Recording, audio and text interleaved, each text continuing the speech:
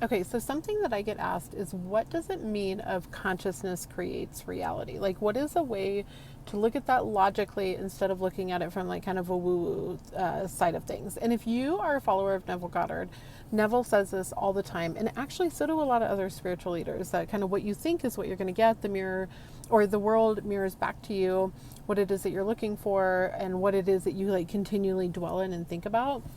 And remember, your state is your consciousness. So state is the identity that you hold of yourself. Either I am loved, I am unloved, I am worthy, I am unworthy, I am in poverty, I am rich, I am healthy, I am unwell.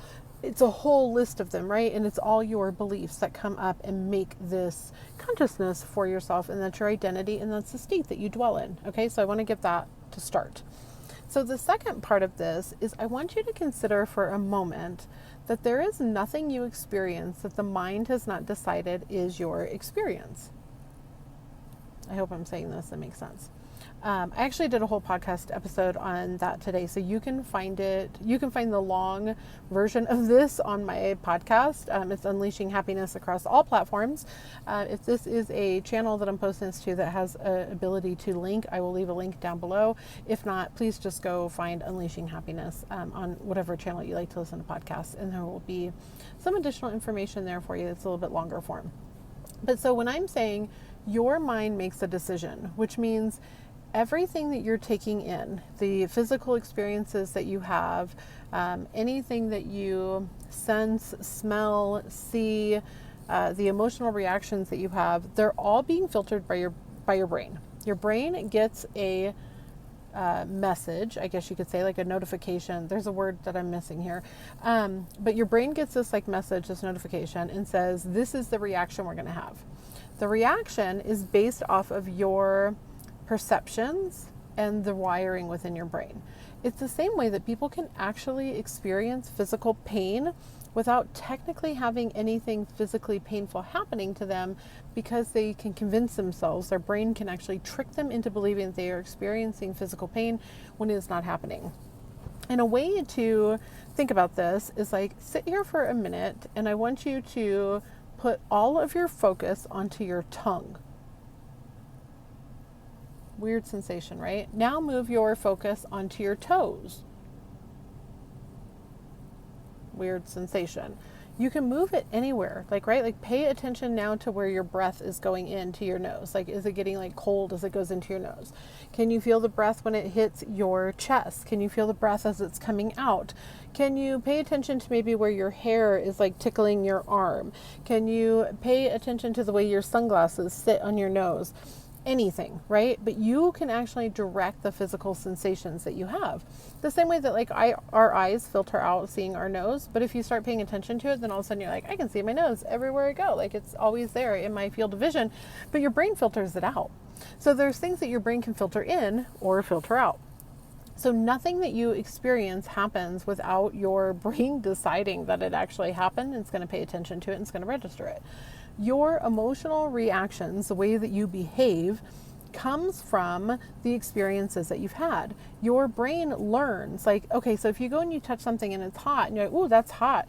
And you could kind of, your brain picks up on the fact that as you got close to it, I'm acting like my steering wheel is hot, it's not. But if you get close to it and your brain's like, oh, wait a minute, that's hot again, I'm going to pull back, because it learned the first time, I need to protect myself from physical pain. It's the same way that a traumatic event creates triggers, because your brain is saying, we need to protect ourselves from this kind of situation. So when something like this happens again, I'm going to protect myself from it. I'm going to have a reaction that is either anger, or I'm going to, which is like a fight reaction.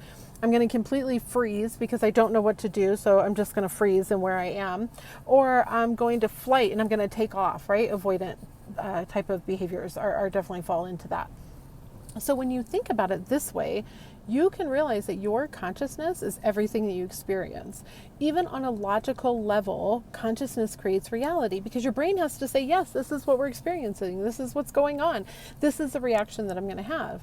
And if you're struggling with your reactions, then what you can actually do is start to pay attention to your own triggers. And then start asking yourself questions. One, calm yourself, right? Learn how to calm your nervous system when something happens, unless you're in immediate danger, and then let that nervous system save you, okay? But if you're not, I want you to take a deep breath in, and at the top of that breath, take another breath. Oh, and then sigh it out. That was really weird, but sigh it out, right? And that is the psychological breath.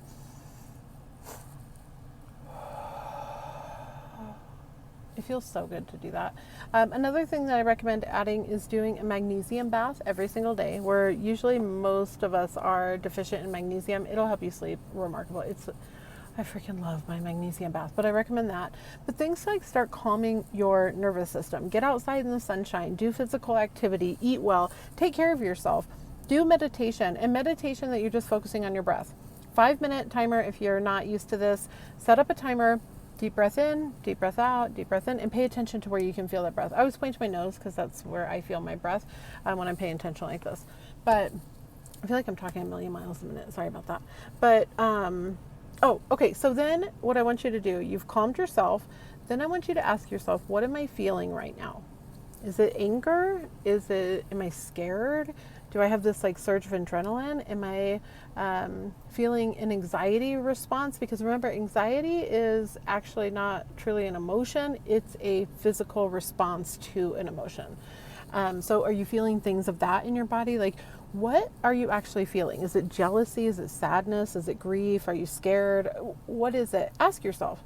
And then ask yourself, do I need to right now? Am I in danger right now? And that means psychological danger. Somebody is mistreating you, or they're lying to you, or they are gaslighting you, manipulating you, whatever it is. Am I in danger right now? What can I do about that? What part of me is trying to protect myself? And if I'm not in danger, what can I do to show myself that I'm not? I can logically talk through what is happening right now to say that I am not in danger. I can start to look around. I can become very present in the moment that I'm in and say, I'm not currently in danger. And the more that you do this, the more that you'll start to actually shift your own responses to the external stimuli that you're around. So when somebody says consciousness creates reality, this is exactly what it means. So I hope that was helpful. If so, definitely like or leave me a comment. Let me know that you appreciated this and that you like it and you get it. If not, leave me a note and let me know, like, hey, I don't get it. Can you expand on this? I'd like to learn more about this. Yeah, I think that's it. And then I also wanted to share really quickly that I am launching a membership program where there's going to be weekly check-ins, specialized content, courses that are all coming up, everything that is designed for you to achieve your personal goals and to make sure that you're becoming like the person that you want to be and that you are expanding into the life that you deserve to have. So if you want to learn more about that or any kind of one-on-one personal development coaching, you can shoot me an email. It's unleashinghappiness@ceciliahendricks.com. And I hope you have a beautiful, beautiful day.